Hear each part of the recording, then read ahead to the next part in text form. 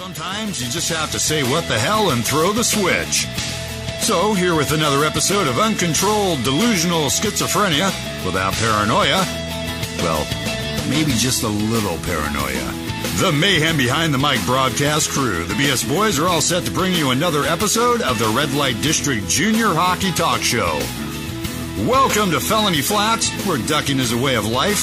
Fine dining is a tin tray and paper cups. Knocking on the door consists of a battering ram, and the sound of police sirens permeates the air. Yep, it's that time. Here they are, the BS Boys. And this reporter thinks it's about time.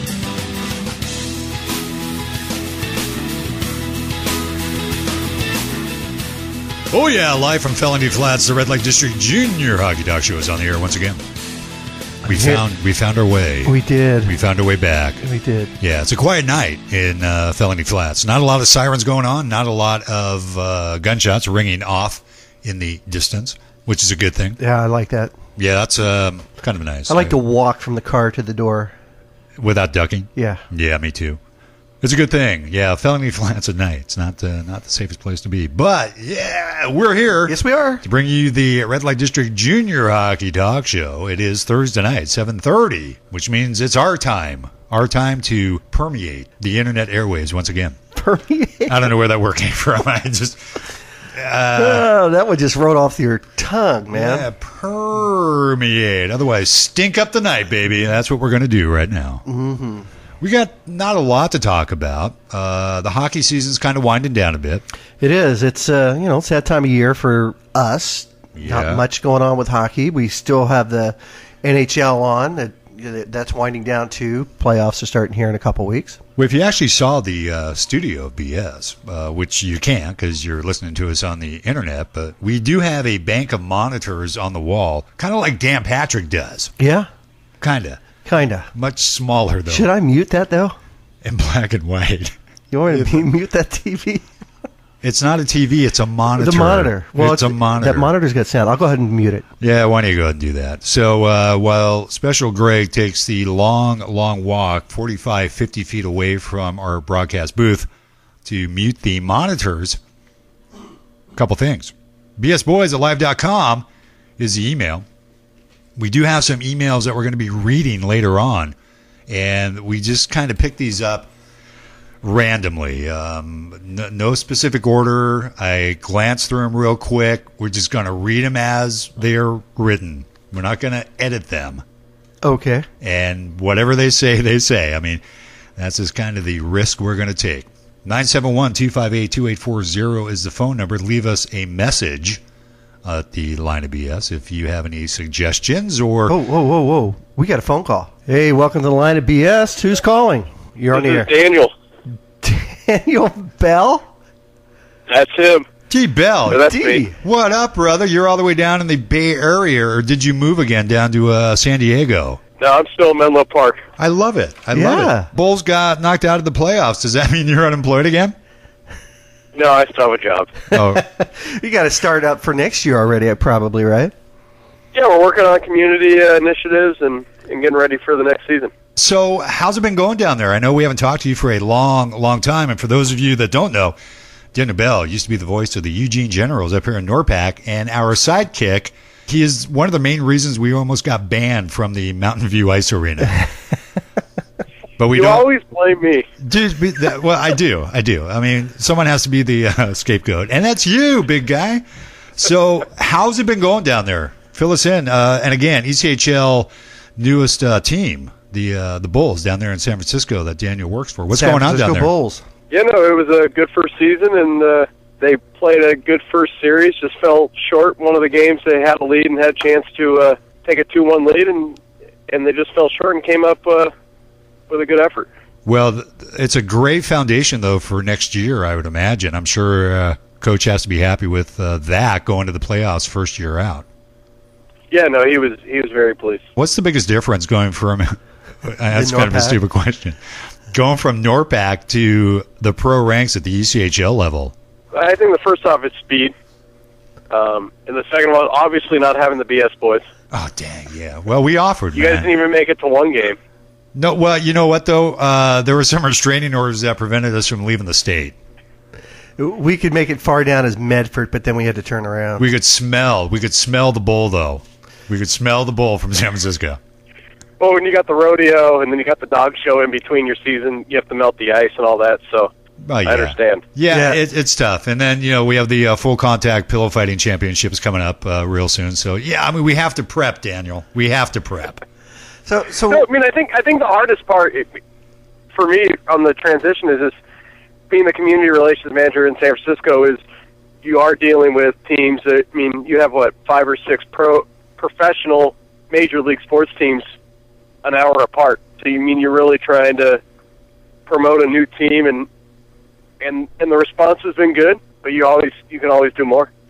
And you guys started out the season, the NHL was on strike. So how was the fan reception, and how was your gate during the time that the NHL was on strike? The fan reception, I think, was consistent through the whole time, with the lockout and into the playoffs. You guys kind of had a revolving door, though, because of the lockout. You guys had guys that might be playing for other teams, San Jose or whatever, and so that guys coming in, guys leaving. Is it a relatively young team? We actually had a younger team. Obviously we had the notables. Ryan Clough were there, and Corey Mitchell came for a little bit, but all in all, it was actually a pretty young team, especially in the playoffs and towards the end. Yeah, because I'm sure a lot of guys ended up leaving and going back to their clubs after the NHL decided to work out their differences, and the revolving door might have slowed down a bit. How do you like living back down there? Well, it's good. I'm marrying Trish in June, and I'm here for a while. What? You're getting married? I'm getting married. So you're announcing it on our show that D. Bell is getting married. What the hell's wrong with you? I guess I didn't learn from you guys' lesson. You're going to be like a gorilla scraping the knuckles there with that ring on the old left hand, man. I don't see it, bud. I wish you the best of luck. Absolutely. But you're a frickin' nut job. The hell's wrong with her? Put her on the phone. Hang on, let me put her on the phone right now. You put her on the phone right now. You put her on the phone.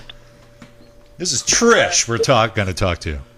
This is Trish right now. She's on the phone. Hi, Chris. How are you? No. You're Trish. You're Trish. What are you guys drinking down there in the Bay Area? Yeah. All good down here in the Bay Area. Well, Trish? Is it Trish? Yes? What's wrong with you?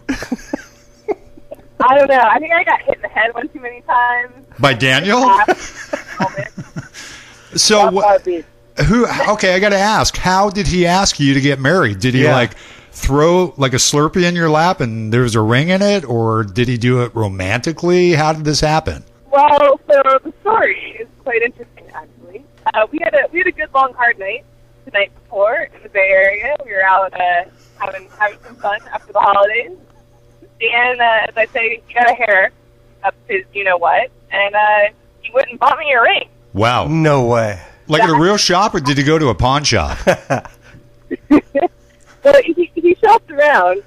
He realized how much rings cost, and I think he got knocked down a few notches. Did he go on eBay?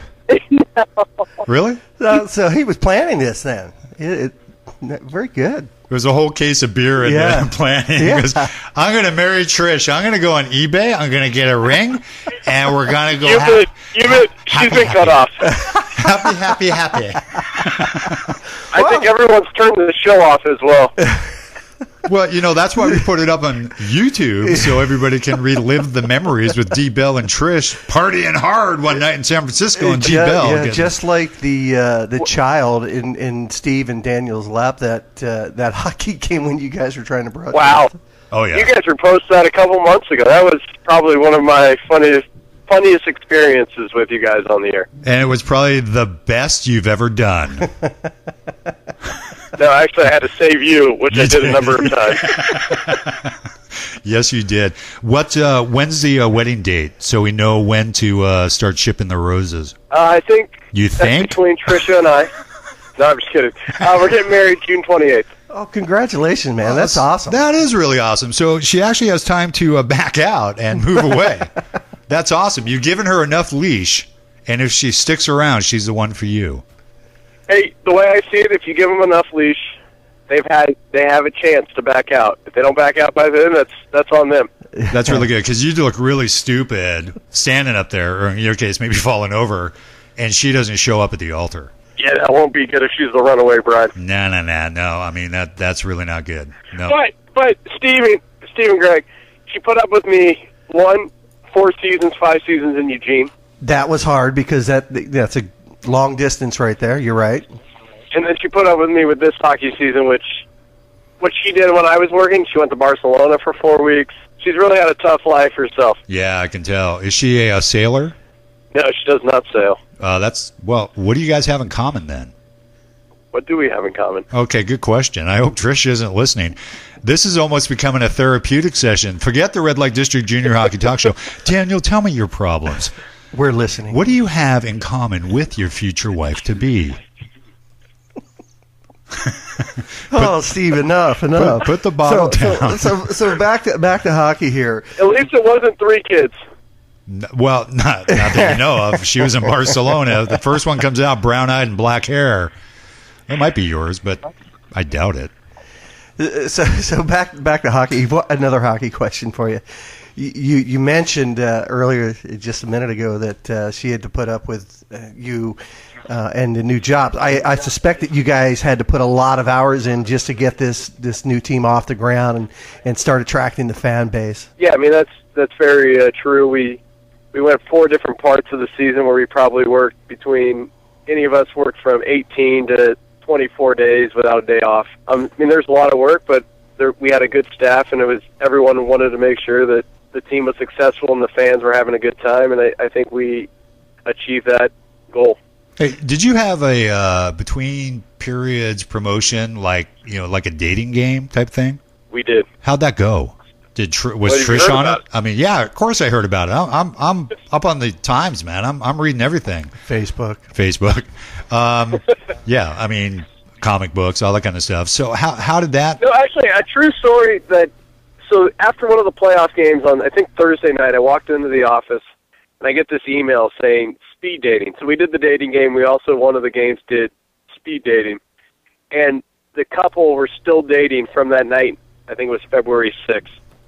And they had a picture, and they're like, we hit 10 Bulls games, and we're still dating, and we met at speed dating. That's awesome. Very nice. That's awesome. I mean, unless Steve would call it failure, but that's here nor there. I mean, longevity, man. I'm all about longevity. There's something about where you meet that dictates whether or not you're successful or not. Well, and if they're both enjoying the hockey game, that's a great start. At least they have something in common.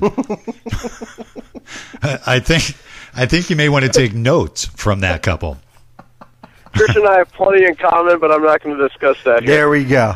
It's internet radio, baby. We got no FCC to worry about. And we have no listeners. And it's going on YouTube. What we have in common is drinking, but I wasn't going to mention that, but now I have. Okay, well, now that we threw it out there, I mean, drinking, because it sounds like when you guys were out partying hard, you got really, I don't know, maybe a little goofy and popped the question. Where did you buy the ring at? No, so let's correct this. Okay, let's do that. Talk to me, Daniel. It was the next day. So you were hungover. That's great. I was not hungover, for the record. My stamina was good enough that day. But she happened to say yes. Oh, my God. Sorry, Mom was calling. I had to ignore that. There you go. I'm sure Mom's listening going, what are you talking about? You talking to those boys up there in Portland? Oh, Daniel. Hey. How you guys been? I'm going to interview you now. I'm going to sort of ambush your... how you guys been? Good. Very well. We one-word answers there, but special. Don't elaborate too much. I can elaborate. I get a chance to talk finally. This is true. I'm going to mute my mic. You can interview Special Greg because people are tired of hearing my voice. No, we're doing good. We actually... we're doing well. We're doing well. We had a very good season. The team, Steve and I had a very good season. The team had a really rough season, but we ended up getting invited up to McCall, Idaho, for the WSHL championships. Who invited you guys to go call a championship playoff round? Well, it really goes far back. They actually had a few fans that listened to us, and one of them recommended us coming up there. I don't know why. And then the tournament director called us. He listened to a bunch of our stuff online and then called. And next thing we know, man, we're in McCall, Idaho with the Thorn Cup and just tearing it up there. So it was the Spartans did well, I saw. Who? The Spartans? They did. Yes. Yeah, they could have done better. They had some major coaching issues throughout the season. But, yeah, the Spartans did well. Idaho, just a rocking team, man. It was such a fun switch, D-Bell. You would have loved watching the difference from what we were calling a couple of years ago to these guys at the Western States level. It was insanely quick. Fast. And the first game that we watched was against El Paso Rhinos and the Bay Area Seals, actually. And both of those teams were big and fast, and they were just a blast to watch. The hitting that went on with those young men was just amazing. In fact, the Seals played a couple games there at the Cow Palace, the home. It was an amazing transition they made from the beginning of the season to. I know they made a lot of changes in the second half, because first couple games I watched down at the Cow Palace were a lot different than what I saw the results were in the Thorn Cup, and then I heard the AAU Nationals they did pretty well. They did very well. They actually ended up playing Idaho for the national championship, and it was a much different team from the first part of the season. They made a lot of acquisitions, and they really rocked it the second half. I swear to God, half those guys looked like they've been playing pro hockey somewhere in Europe. They were just insanely big and strong and good hockey players.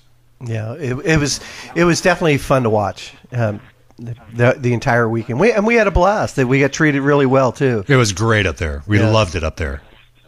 How many days were you guys up there? 5. 5 days. We got up there Wednesday afternoon, set our stuff up, and pulled out Monday morning about 5 a.m. Are you listening to the show right by your phone? No. Okay. We're just getting an echo. Because we have an echo. It sounds like we're talking to ourselves. There's a reason why they call him Special Greg. Yes, there is.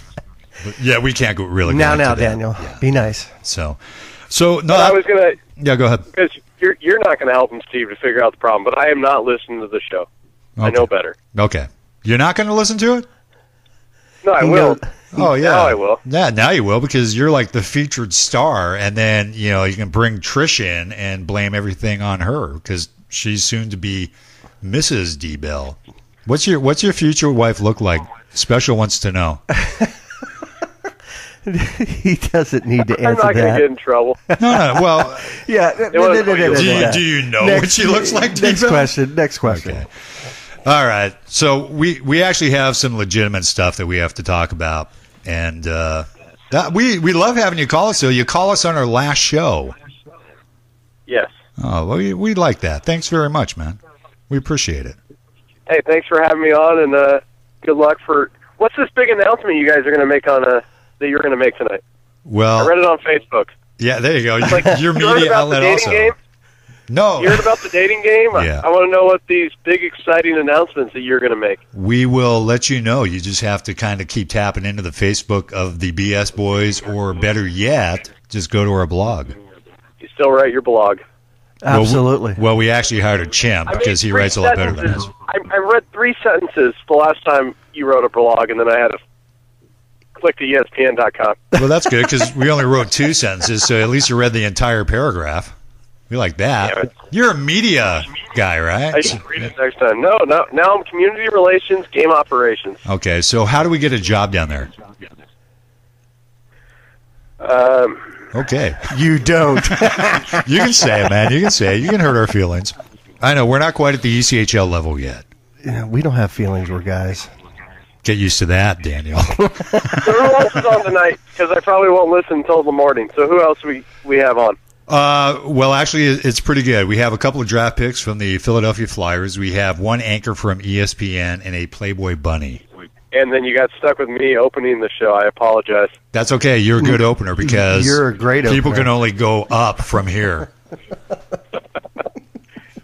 We appreciate it, Daniel. And when's Dan Patrick going to take over?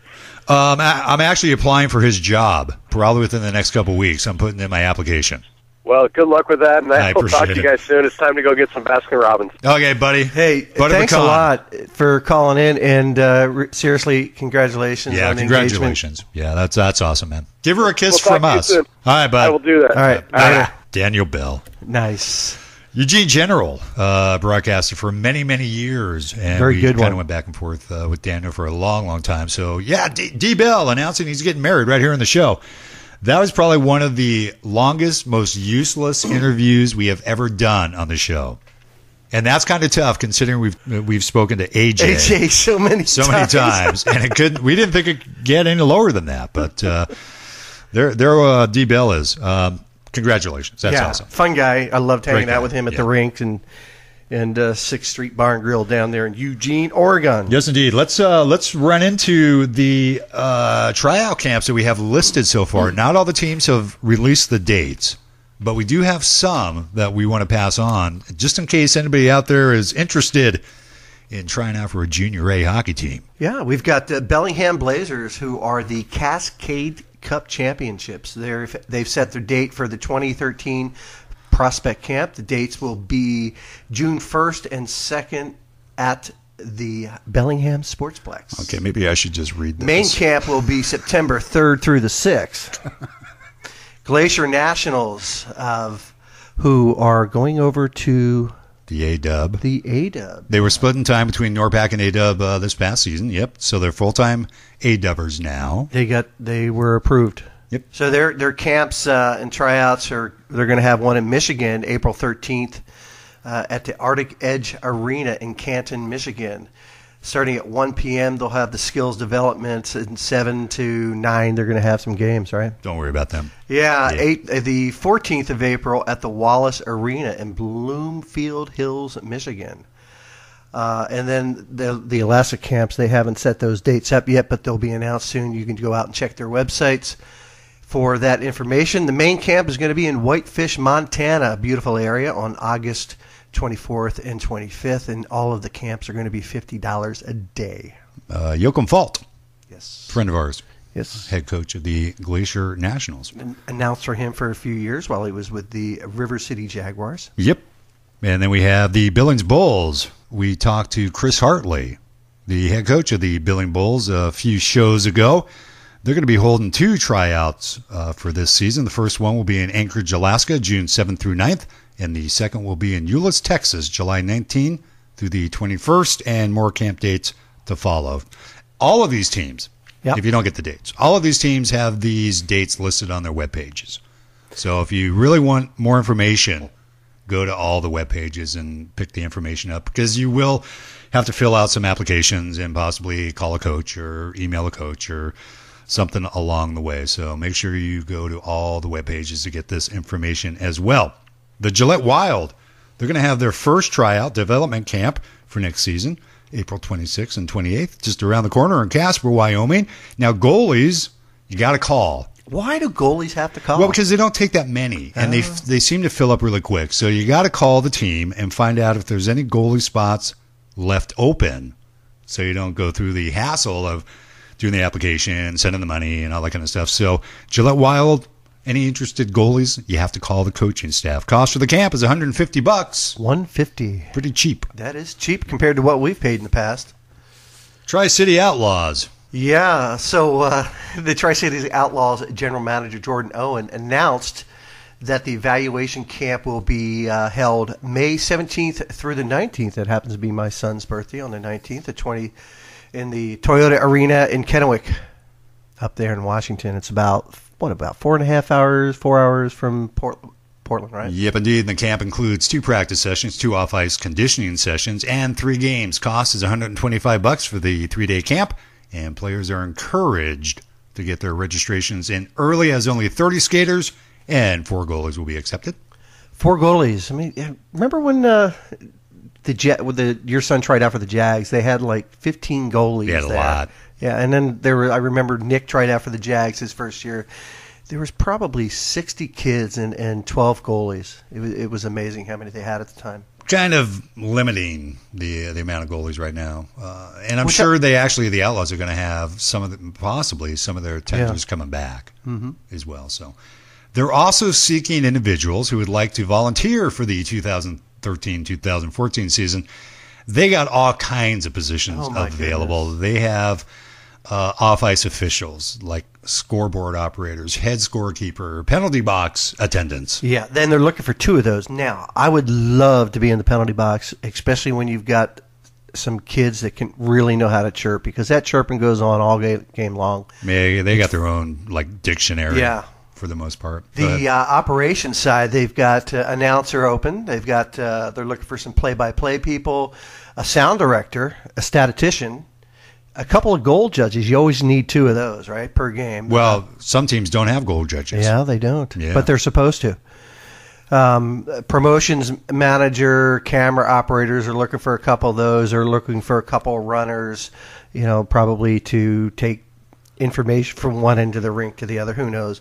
And they're always looking for a mascot, someone to put that hot uniform on and wear that all night long. And then I don't think I saw that. Yeah, I thought maybe something for this year, right? And administration, they're looking for someone to run the team store, someone to take care of the programs in between periods, chuck a puck, and those type of things. And, of course, they're always looking for some people to help out with the equipment. And I think they're looking for quite a few, 4 or 5 kids, ages 13 to 17 that might be interested in helping out. The volunteers that make junior hockey click. And so if you are interested, Jay Owen at tcoutlaws.hockey.com is where you want to send an email and just, talk to him and figure out maybe how you can help. Yeah, and, one thing that Daniel had mentioned, some of the differences in the game, he said that, there's a lot of speed and the size of those guys was one thing, but when you get to that level of hockey, when you're working the front office and with what Daniel was doing, there's a lot of work. It's not you come in, work the game, and then go home. It's all week long, like he said. Some weeks they were working 7 days a week. Yep, busy. We're going to go and take a quick break. We're going to be right back with you to carry on this insane episode of the Red Light District Junior Hockey Talk Show. ProMix Sound and Video is your official Thorn Cup DVD distributor. Go to ProMixSoundVideo.com and order your tournament DVD today. ProMix Sound and Video offers live event coverage, audio and video editing, conference support, digital video consulting, and video transfers. Contact Jeff Lancaster of ProMix Sound and Video at 425-672-2627 or send Jeff an email at promixaudiovideo@aol.com. Relive all the hard-hitting, pad-popping, glass-shattering, in-your-face hockey when you want it, where you want it. Visit ProMixSoundVideo.com today for all of your Thorn Cup DVD copies. And there we go. Sweet Emotion. Aerosmith. Yes, one of my all-time favorite cruising songs back in the days of cruising. 70s? Late 70s-ish, yeah, something like that. Yeah. I want to congratulate Anthony Golio. Yes. He's the Michael Fegan Scholarship Award recipient for the 2012-2013 season for his leadership on and off the ice, hard work, and his academic commitment. I love that part of it, the academic commitment. Woohoo, congratulations. So we've got some other camps that we want to talk about too, right? We got some email. Yeah, we got the Seattle Junior Totems. They've got their spring open camp coming up, June 14, 15, and 16.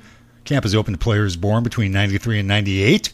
Cost of the camp is $125. And that's going to be up at the Olympic View Ice Arena? Yeah, you may want to go to www.seattleJuniorTotems.com because you have to fill out a form. Right now? Yeah, you want me to? Yeah, sure. No. You can fill out the form and then go ahead and send that in to Coach Mike Murphy. And that's the Seattle Totems, June 14, 15, and 16. Something I'm seeing, there's a pattern I'm seeing here with a lot of these camps. Other than you inhaling right in the mic, I hear a pattern. Yeah, the pattern is these camps are a lot less expensive than what we paid for years ago. About $250 from what I remember. Maybe. I don't know. Salt Lake City Moose, they've got a open tryout and exposure development camp coming up. Lakeland Ice Arena. Now I'm going to totally butcher this city's name. Go. Minneaqua. Yeah, Wisconsin. Sounds good. Minneaqua, Wisconsin. June 21 through the 23rd. Again, you may want to go to the website and get all the information if you want to try out for the Salt Lake City Moose. Now, those are all the teams that have released dates. Otherwise, we'd give you more, but we don't have any more. Recommendation: do your homework before you commit. Do your homework. Find out about the coach. Find out about the team. Find as much out as you can before you decide to send your kid to some strange town and play hockey. Junior A hockey, it ain't as clean and neat and black and white as people like to think it is. No, and we actually had one of the Helena Bighorns owners, Mike Butters, on, who also said it's really good. They encourage parents to talk to the coaches, the assistant coaches, ask the hard questions.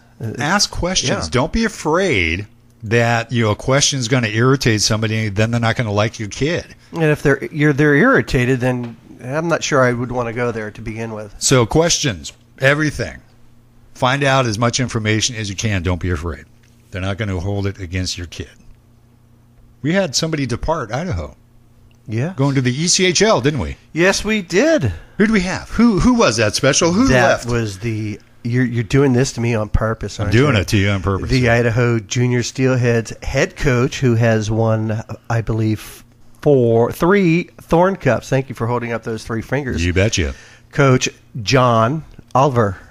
I think it's Oliver. Oliver. It's not Oliver, which a lot of people end up making the mistake. But yes, J.O., since the 2009-2010 season, has won 3 Thorn Cups out of 4 years, and a national championship. Yes, and it speaks volumes for the WSHL that both of the teams that went down there to the Nationals represented them in the finals. And Bay Area and Idaho went at it again for the national championship, and the UHU inaugural national championship was a huge success. And we had our buddy down there calling the games, Brent Moranto. Brent, and I'm sure he was watching his diet while he was there too. Let the diet thing go. I don't want to. Dude, that's weeks old. Let it go. Let it go. Yeah, and Idaho actually, boy, oh boy, they are a tough team to play. So let's do this. We're going to answer some emails real quick. All right. And the reason I'm bringing that up, because the first email that we have from Catherine, San Diego, California, was Idaho really that good, or were other teams that bad? Good question. Very good question. Very good question. What would you say? I would say every team that was at the Thorn Cup. We're talking about the Thorn Cup, right? I think we're talking about the entire season, not just the Thorn Cup. She didn't really say Thorn Cup. Just, was Idaho really that good? They went 57-1-1. They were that good, and it was impressive to watch them in person and being up there in McCall, Idaho, and watching that team.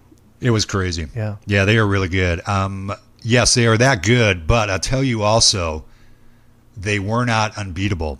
I think the teams that ended up going head-to-head with them deep into games really succumbed to their speed and discipline and systems that J.O. had in place. It was just grind them all game long. All game long. Down at the 3 games that Idaho was down in Southern was leading almost every one of those games and only lost by 1 and could have taken it to them, but it was a time element. So, yes, Idaho was that good, but they were beatable. I think teams ended up beating themselves when they played Idaho. And it's good it's going to be interesting to see how things work out next year, too, and see what the new coach does for them. Yeah, that'll be interesting. Another question from Jack. I'm not giving last names, but Jack from Seattle, Washington writes, why was the Southern Oregon coach, Grimaldi, fired so soon after Stanaway left? 3 coaches in 1 year equals confusion, discontent, and flat-out stupidity. Tough. Unless you're in that situation, Jack, and I love the question, it's really tough to know why certain things happen. We do know that Mike Stanaway, we had talked to him twice. He was let go December 26th, the day after Christmas. Yep. That we got the impression from all involved that was coming. That wasn't just like a spur of the moment type thing. That was coming. They knew. Yeah, I think both sides knew, right? Yeah, I think Coach Stanaway knew, and then they brought in Grimaldi, and he didn't last long. and I believe it was in San Diego, Yes. that Grimaldi tossed a pylon at the other coach on the Gulls bench. We weren't privy to what went on, what was said. Obviously, they're not going to release that. But that was the deciding factor. The league suspended him immediately, and then upon discussion, ended up suspending him for 2 years. So Grimaldi, young guy. I think he's only like 26, 25, 26, 27, really young. And maybe let maybe the emotions get the better of him.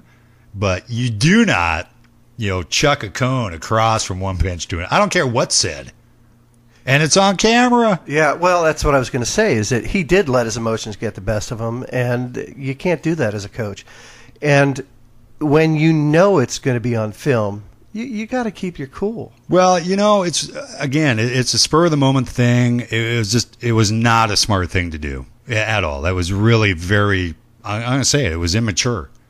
And it put the team in a position again after going through one coaching change to now go through another coaching change, a third coach in a year. God, Sean Buckley actually talked a little bit about it last show. Right. Said it was really tough on the players, really tough. No, but I really liked what they did at the end, bringing in Jeff Salzburn from Chicago. Salzy did a great job. Yes, he did. Did a great job. And so did Casey. Casey did a good job, too, and I really enjoyed the time that we had talking with Jeff back there in Idaho. It was really good to get to know him, and you can really appreciate how much time and effort he put into coming out and helping this team. Yeah, being the dad coach is what he likes to call himself. But not an easy thing to do. No, it's not. And he came in and did a great job and really solidified and brought that team together at a very volatile stage. So that's kind of what happened there at the old Southern Oregon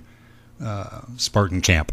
3 coaches, 1 year. They made it to the playoffs. They made it to the semis. Pretty dang good for a team that was in disarray. So hats off to the Spartan group. Now they have to find another coach. Now they have to find it. Well, that's what the off season's for, right? I don't know. Find another coach when you're in need. Get some more players. I love it when people finish a statement with the word "right." Right? It's like a question. Yeah. Yeah. I know, right? No. No. Janice, Vancouver, Washington. We got time for a couple more questions. I watched some of the Vancouver Viper games last season and have to say they looked horrible. Please tell me that the team will at least have some junior A caliber players on the roster this year. Half those kids couldn't make a decent midget team. Well, Janice, being the voices of the Vipers, you asked the right people. The owner is to blame. The owner, prior to this season, left the team high and dry with no recruiting, no scouting, didn't do anything. After collecting the jerseys after the last game. That was it. He stopped looking. He wanted out as fast as he could to get the hell out of Dodge, and that's exactly what he did. He left the team high and dry. There wasn't even going to be a team if it wasn't for Keith Bemis and Bob Knerl. That's right. They came in, bought the team, and they put the best team on the ice in a matter of weeks just so there would be hockey in Vancouver. Were they good? No. No. Did they have sparks of decency? Absolutely. And so we stuck with them through the entire season, and the boys ended up winning 2 games. And you put yourself in that kid's jersey, and you try to understand what's going on. Not winning games, not really gathering a lot of momentum, and these kids stuck it out all season long. So hats off to the Vipers. And Janice, we do hope you come to the games this season because it will be a better product, I'm sure. How do you think the Maulers will do in the Western States Hockey League? No name. I think they're going to do okay. I didn't really watch a lot of the Missoula games, so I don't really know the team that well, but I think their style of play, they should be okay. They may have kind of a Seattle season, first time out, just trying to get a feel, because I think the A-Dub is closer to the Western States than the NORPAC is to the Western States. So Missoula might have a better run at it than Seattle, but they're going to hit some bumps in the road. One more. Are they going to increase the age by 1 So 21-year-olds can play one more year of juniors. We asked that question of Bob Amando over in McCall, and he really didn't know what we were talking about. So we don't know. We don't think so. No. That's not going to happen. I don't think it's a smart thing. You're aged out. You're 21. Move on. Get on with your life. Go to school, get a job, try the higher level of hockey. You don't go back to play juniors. Now, that's not to say they won't do it. That may be discussed at the league meetings at the end of May. Yep, for But WSHL. as far as we know, it's not going to happen. Yeah. Real quick, got to play this for you. Check this out. This was Yeah. actually taken over in McCall, Idaho. Now, to tell the story here and keep it fair, okay, what took place was in the midst of the excitement of last weekend's game with Southern Oregon, I reverted to my style, which all of us have, of saying, steelhead penalty number 14, Randy Patzner, 2 minutes, hook. And Dick pointed out that that wasn't grammatically correct. It's 2 minutes, hooking. And actually, it's time for us all to elevate our game a little bit because the Thorn Cup is coming. And we need to go ahead and correct some of these bad habits. And it would be much more appropriate if I said, steelhead penalty number 14, Randy Patzner, 2 minutes, hooking. So what happened, we're at a mansion on the lake here, a hospitality event. Dick and I are there in the kitchen, and J.O., coach of the Steelheads, I told him the story. I said, well, you know, Dick kind of called me out up there in the booth tonight. You know, he did his look over his glasses and said, you know, this isn't appropriate. You need to elevate your game a little bit. And I said, are you freaking kidding me? You know, step off. And then he did the look over the glasses thing again. All right. Well, J.O. said, no, stop the presses. Called the whole room over, the party of 50 people, and said, I think Dick is right. You do need to elevate your game. It is not hook. It's hooking. Look in the book. It's not called a hook. It's hooking. So, to make sure that it hit home, literally, he took off his belt, handed it to Dick, and said, everyone stand back. Dick is now going to spank JB to make sure that his diction improves a little for the Thorn Cup. I assumed the position, grabbed the counter, and Dick got to work.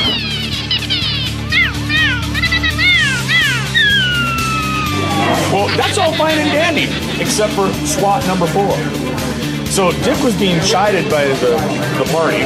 Come on, hit him harder, come on, man. So Dick goes ahead and winds up for number 4. The problem is, went right up between my legs and caught both of the kernels. Oh, yeah, that feels good. That feels real good. I was on my knees in the kitchen in no time.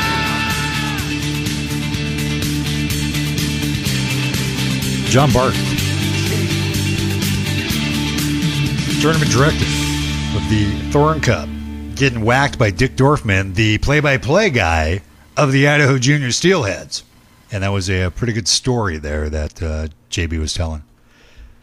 Smacked in the kernels. Yes, indeed. We're going to take another quick break. I think we're going to actually have someone on the phone that, he said he was going to call. We're not really sure, but we're going to take a quick break and find out. This is the Red Light District Junior Hockey Talk Show right here on the Pirate Radio Network. That was quick. I don't know where it went. All of a sudden it was playing and then went away. But I guess that saves us time for this next special guest. On the line of BS, once again, we do introduce. Let's see. What should we call this guy this time? Josh? AJ? The grandfather? The granddaddy of all Junior A hockey knowledge? Yeah, baby. Johnny Too Late? Hello. Why couldn't I be anonymous tonight? I wanted to be anonymous. Well, you can't be anonymous because you have that distinctive voice going for you. I was anonymously locked into watching the Fresno Wenatchee game when... how's that going? Yeah, tell us. How's that going? 2-1 Wenatchee late in the second. Okay, yeah, that's a game they have to win. Yeah. I mean, they really should have taken care of it, but, yep. What's going on with you over there and up in Seattle? You're in Seattle right now, right? Yeah, I am in Seattle right now. Yeah, this is the 2-week sabbatical of peace. And then what happens? Oh. Suicide. It's time to start grinding away. Oh, my God. Hey, do you have any camp dates for us? We released some camp dates. I couldn't find Helena camp dates. I think, actually, what did I hear yesterday? Our camp dates Kirk Brooks, we always hold our Vegas camp there at the end of June, right in between the two global sessions. And global's combining them into one big session this year instead of having a break in between the two age groups. So that knocked our ice out. And Brooks is having his camp for the Tri-City Storm because he owns the rink, so naturally he can do that. Where our next option was, so it sounds like we've got them, and it's going to be right on the heels of Global. Okay. So we were trying to be right before. It sounds like we're going to be right after now, but I don't have the exact dates, and I could guess, but then I'd screw it up. No. So they should be out. I would imagine that that Butsy will have them out this week. Nice. And, we just have that, and then we've tried the Detroit thing a couple of times, and that's always out there for a chance. But I don't think anything will happen with Detroit this year, and so we'll probably go back to the norm that we've had the last 3 years, and that's just Vegas and Helena in early August. So just confirm by going to the website and taking a look. Yes. That's always the best. Go to the source. Yeah, go right to the source, the website. If it's on the internet, come on. It's got to be true. Exactly. Yeah, because we all know what's out there on the internet. Yeah. So I missed like the first 15 minutes, but what are you guys yakking about? I mean, I heard a couple of things that I kind of chuckled about. I mean, the spanking in McCall, and I've heard that goes on there. A lot of spanking amongst boys and stuff. But and on the ice, yeah. That was interesting. Yeah, that was pretty good. That was a great story. That was something that we sort of kind of we recorded and altered to protect the innocent. He didn't protect anybody. No, I know, because we actually ended up announcing who it was. No. Well, maybe the edited version will protect somebody. Yeah, I can always, when I'm done with this and this goes on YouTube, it may not sound anything like what you just heard. Yeah. We try to protect people. But really, I mean, as far as, outside of the normal stuff for the recruiting and making sure that, our kids are taken care of over the summer as far as tryouts, going on to other places. Been working on that a little bit, and making sure the guys that can move up can, and we've got our college guys. I think everybody's taken care of now, as far as we know. So really, I mean, we've kind of done our spring cleaning, and like I say now, let's just getting on the track for getting some guys and getting after that. As far as it's kind of an interesting summer once again to see what happens with teams and leagues, and none of that will play out until the June meetings of USA Hockey. So it's 2 minutes kind of sitting and wondering of which way everybody goes, and there's going to be, I think there will be some decisions that have to be made, that will be made, and I think there might be a few more surprises this summer as far as leagues going different directions and teams going different directions. When do colleges want their commitments from these guys at this age? Like at the end of the season, when can they usually commit? Yeah, absolutely. You can. I mean, it's as far as the college to the kid, or the kid to the college. Well, either way. But after your last game of the season, okay. They're not. It's funny. I mean, even at D3, it's kind of ridiculous, I think. But at D3, you're at the national tournament, and they made it to where the colleges can't speak to the kids until after their last game. And so here's these coaches, scouts, and whatever for these colleges hanging out in the hallway to talk to us on the staff. But I think it's a joke because they have such limited money and budget. All these schools, all schools, I think anymore, including D1, they've really limited what they can spend, or most of them. But the D3 guys, and to never get a chance to actually talk face to face with the kid until it's all over, and if you've got a team that pushes to the Final Four, you're into late Sunday or Monday before they have the opportunity. And those guys came, and there were a lot of them Thursday, Friday, Saturday, and Sunday. There were still some there. There were probably still, 20, 25 guys there. but that's less than half of what had been there over the weekend. I'd say probably maybe a third. I mean, it was well represented this year once again. About freaking time. Well, that's really good to hear. Can you give us a list of names of some of the schools that were there?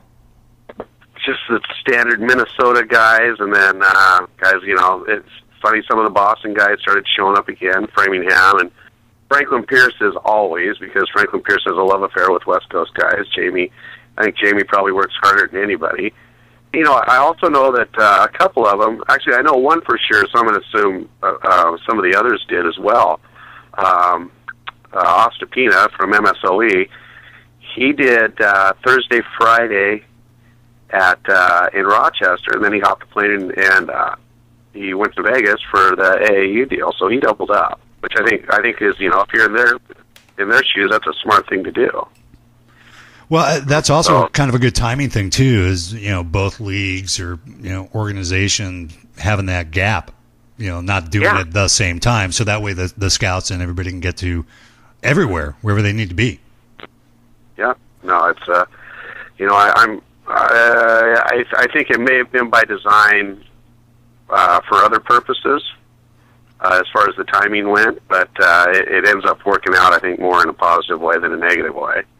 We mentioned this before and kind of just threw it out there, and we talked to you about it before, about Missoula hopping and going to the Western States.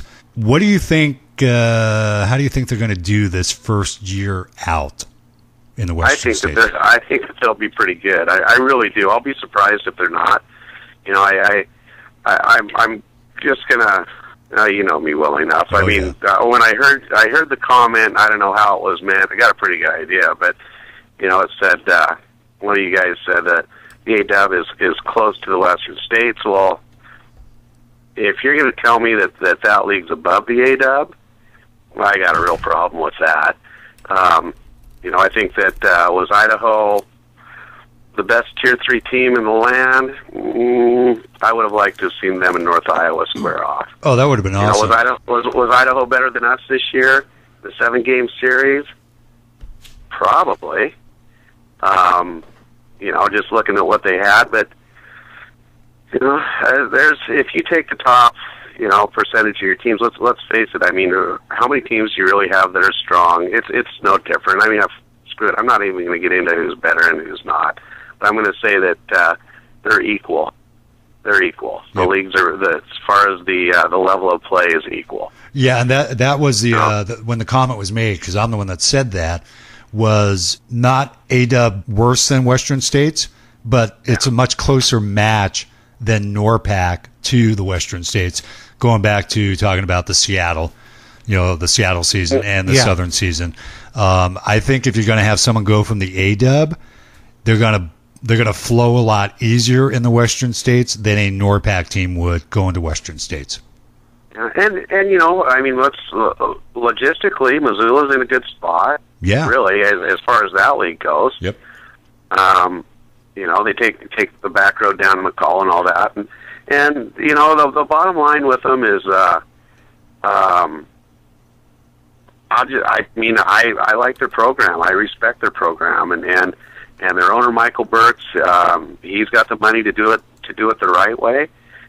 He has a distinct separation between himself, as far as he turns running the team over to Marcus. And Marcus is a good hockey guy. His dad's been a real successful hockey guy.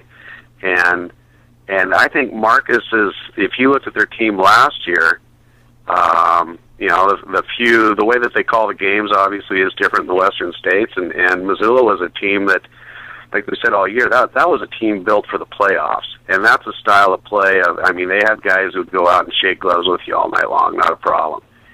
They had Steenson, who'd not only wreck your life, he'd probably wreck your grandkids' life if you weren't watching. And I think their level of play and the way that Marcus coaches and the guys that he likes, I think they'll probably have a pretty good year. And just like Southern Oregon and Seattle face, they're jumping into, I don't even know if it's arguably, I think it's the best division in that league. With Seattle, Southern Oregon, and Ogden, and Salt Lake coming to play, and then Idaho smack dab in the middle. That's I don't know if there's going to be realignment, but holy smokes, what a division! You've got Glacier heading over to the AW this coming year, and let's ask you the same question about Glacier. How are they going to do coming over? Because they didn't do too bad on the NORPAC side, but they struggled with the games in the America West League. Yeah, it's up to them really on how they're going to do. Obviously, Great Falls will be much improved, and seeing what's going on with them and talking with them, they obviously had a few problems this year, but at the end of the season, they didn't have any 20-year-olds either, and they were playing pretty good. I think that Glacier is going to depend on how they recruit and how they decide to play. That was their biggest problem that they had when they flopped over the AW was their undisciplined play, and you just get, if you play that way, people's special teams and the AW will just kill you. These guys, it's just the game's a little bit different and faster. And obviously NORPAC suffered a setback this year, but as far as the level of play, hey, let's talk about something else real quick. Something that I heard you guys saying. Sure. You're talking about. It just triggered a thought. You were talking about was Idaho that good this year, or was everybody else that bad? And I honestly think it's both. Yeah, that's what we said. I think that Tier 3 hockey, the level of playing Tier 3 hockey, peaked about 3 years ago, and since then it's become so watered down with so many teams that you still have. And actually, the three of us have talked about this. It's hard to get depth. The team that wins it all is a team with depth usually. Anymore, where and you're usually only going to have one or two teams in each league, I think, that have that kind of depth.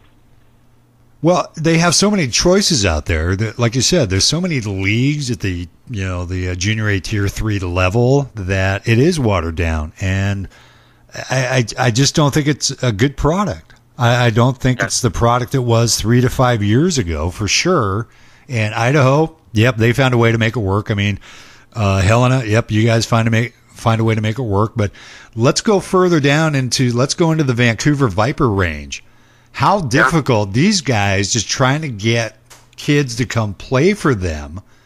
It's bloody hell hard. There's just so many other teams that these kids can choose from now.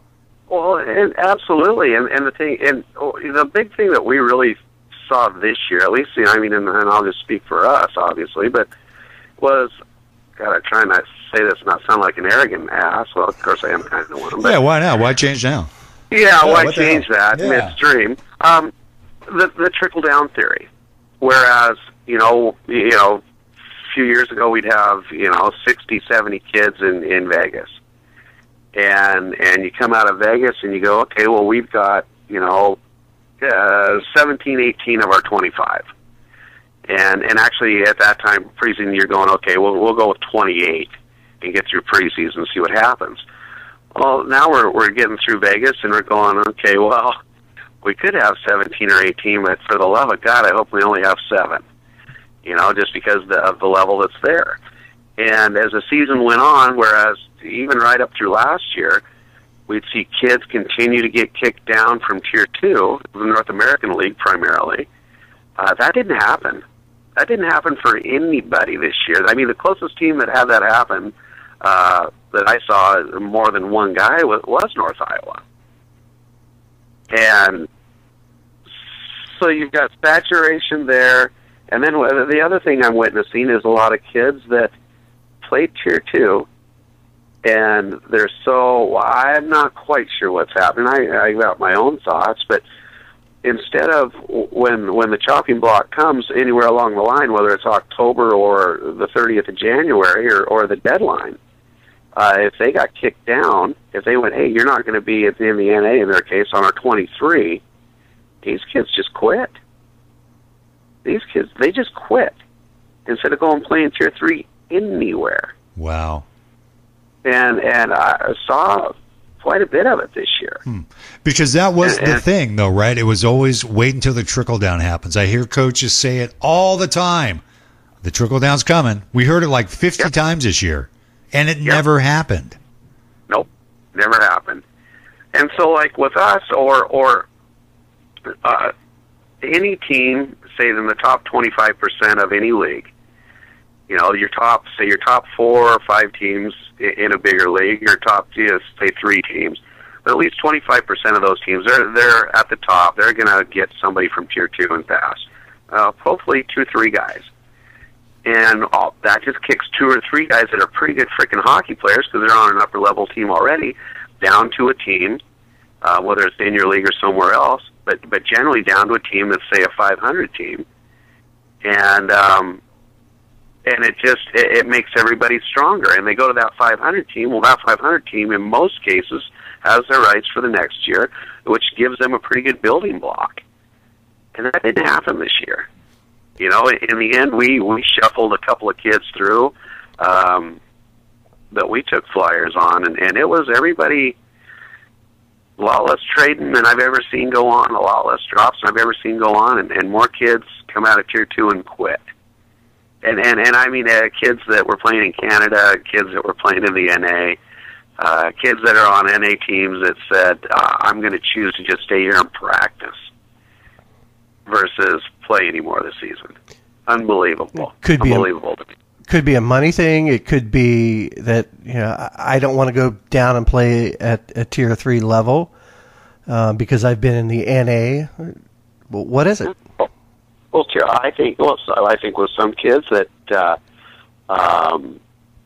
they've in their minds Tier 3 is the kiss of death, and which I think is ironic. I mean, if you look and you see these things on websites, they talk about, the NA had, whatever it is, 35 D1 commitments, and the EJ had 34 D1 commitments.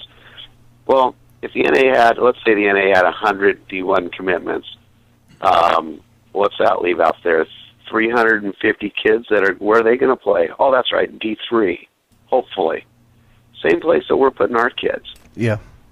And you get down to the end of the season, if you come at the deadline, let's say you're 5 games away from the end of the season, that costs you $500 and billets to come and play because your rates are prorated.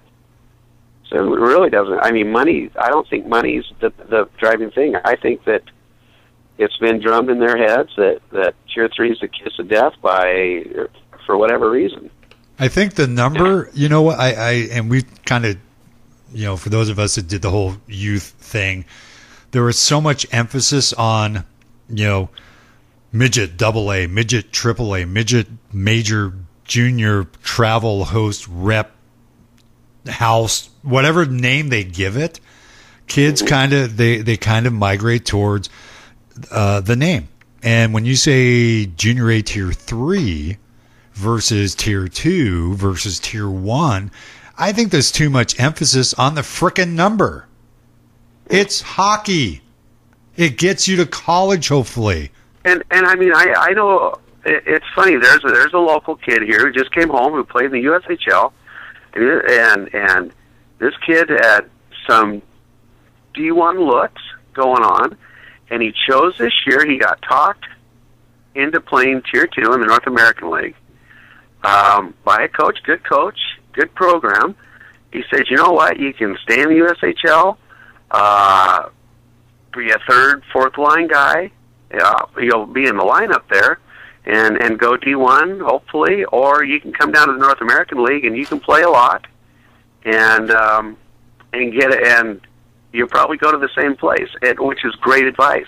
I mean, that's the exact same thing I was just talking about. That's what we tell kids. I was telling you guys the story of Kevin Clark, a kid that came back to us a couple of years ago.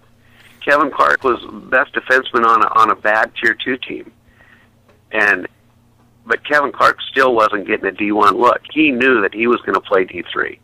So instead of going to the end of the season on a Tier 2 team that may or may not make playoffs, and if they do, they're just going to get smoked, he went, you know what, I'm going to go back and I'm going to play and I'm going to have fun.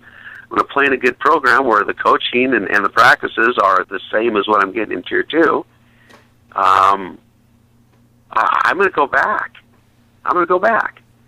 And that's what he did. And I mean, he's a smart kid. I mean, he got to play out his 20-year-old here and have a great time and achieved a lot of success there. Ended up the exact same school that was lined up for him when he was sitting in the North American League. and or he could have stuck it out where he was and won 3 out of 10 games. And I credit him for being smart enough and putting his ego to the side. And then really that's what it boils down to, I think. I don't know. Well, no, I think you're right. It's really the journey. I mean, you have to have sort of that destination, and whether Tier 3 or Tier 2 or whatever is going to get you to it, then you take your shot and you give it the best you got. And you know what? No matter what happens, you may not go to the school you may want to go to or that you dreamt of going to.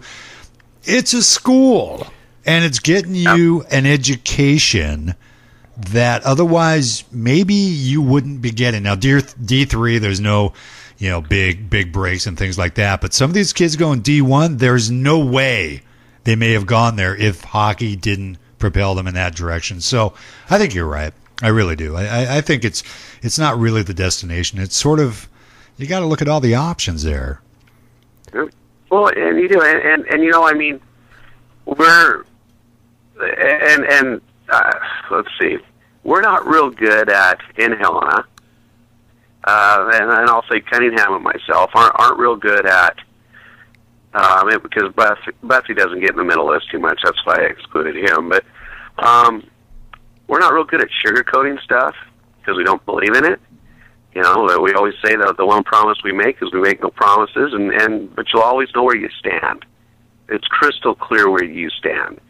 And we're that way with them about, their chances of playing Tier 2. We're that way with them about going to play college and knowing, being out long enough to know which schools, if a kid wants to play at St. Olaf, if that's his aspiration, St. Olaf or Superior, Wisconsin, schools like that, that's tough. That's tough. You look at St. Olaf. St. Olaf's full of USHL, OPJ, NA kids. And so for a Tier 3 kid, we'll go, hey, that's great, and absolutely we're going to make contact with them, but you also need to look at this as well. Option B, C, D, whichever, which maybe don't have quite the as high of a ranked hockey program. You have to know where they fit, and don't blow smoke up their hoop just for the sake of making it sound like you're really cool and you can work miracles for them. I mean, that's it was interesting in the exit interviews with our guys. There were a few of them that said they weren't even going to try that whole Tier 2 circuit this year. They just plan on coming straight back. And so we'll see what happens. So they'll get the bug. Well, I think the promise is really, those that are trying that hard to convince someone that they're going to get them somewhere, the more they talk about it, the less they know. It's like anything, Your reputation does the talking. Yeah, and that'll come back to you sooner or later if you're not honest. So, like we said earlier, and Mike Butters has said, ask the tough questions. Ask the coaches, the general managers, the owners, those tough questions. The parents have to, Absolutely. Not just the kids.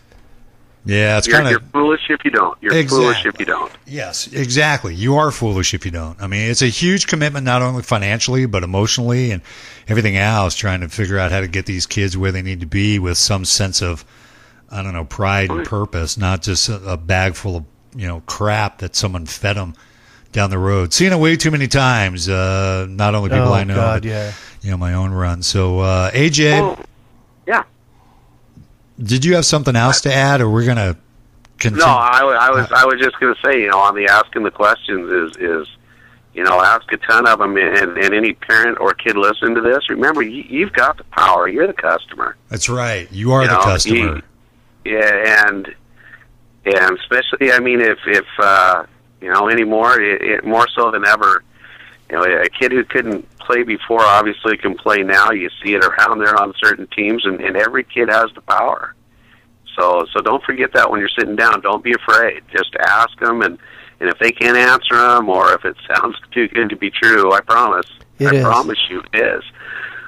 So yeah, that's it. Cool, buddy. Cool. Well, I'm not going to run long on you. No. Well, and you normally would. That's why we're going to put a cork in it right now and let the water back up. Exactly. Yeah. Exactly. This is going to be the last one for a bit. We're going to go for a couple weeks, let some of the meetings take place before we actually jump back into this again. But it's fitting, my friend, that you are the last interview we will have for probably 3 or 4 weeks. Yeah. Fitting. Oh, you can edit it out. It's good. Yeah, you won't even be on the YouTube version. I'm going to cut you completely out. There you go. There you go. There you go. No, All there's right, guys, too much love there for you. Well, thank you. Thanks All right. for the show. All right, buddy. We'll talk to you soon. All right, Bye. sounds good. Bye. Talk to you later. Bye. AJ Reis, there he goes. there's a way to end this version of the Red Light District Junior Hockey Talk Show live from Felony Flats for the last time for a while. We'll be back. Just kind of go to our blog, thebsboys.wordpress.com, Facebook. You can do the same thing. Like us on Facebook. We'll be updating information on that as well as time goes by. We're not going to blow it right now. Certain things have to take place, but we'll see what happens. Yeah. Yeah, just check us out on Facebook. Check us out on the blog, and we'll update all that kind of information as well. So that's going to pretty much wrap it up, folks, for another edition of the Red Light District Junior Hockey Talk Show, live from Felony Flats, because that's kind of where we're at right now. For a couple more minutes. Yeah, we're going to kind of go ahead and wrap it up. So take care, everybody. Safe home. Hope you enjoyed the show. Again, like us on